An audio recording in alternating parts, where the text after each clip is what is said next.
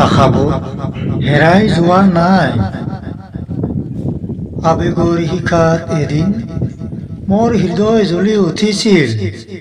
প্ৰতিটো স্পৰ্শৰ লগে লগে মোৰ আশাবোৰ পোহৰৰ দৰে জিলিকি উঠিছিল।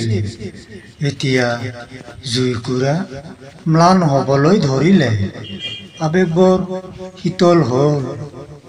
মোৰ ভয় হৈছিল যে মোৰ সপোনবোৰ হেৰাই যাব বুলি, আৰু মোৰ হৃদয় চিৰদিনৰ বাবে ক্লান্ত হৈ পৰিব বুলি।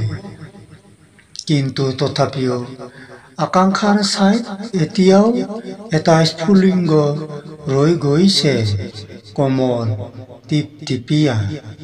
কিন্তু তথাপিও টিকি থকা এটা শিখা।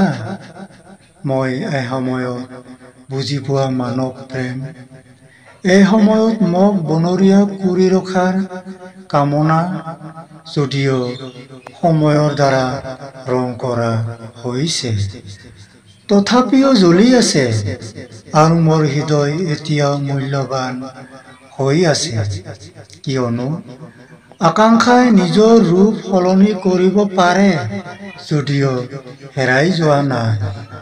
গিৰিজাল শক্তিশালী আৰু উষ্ণ প্ৰেম স্ফুলিংগটো ক্ৰমাৎ জ্বলি উঠে।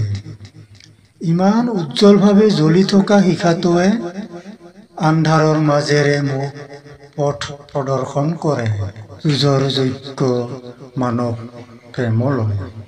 গতিকে মই জুইকুৰা চোৱাচিতা কৰোঁ আৰু জুইৰ শিখাবোৰ আৰু এবাৰ তুলি লওঁ, যাতে মোৰ হৃদয়খন উজ্জ্বলতাৰে ভৰি পৰে, দূৰৈৰ আকাশৰ সূৰ্যৰ বিকিৰণৰ দৰে। কাৰণ আশাবোৰ হেৰাই যোৱা নাই।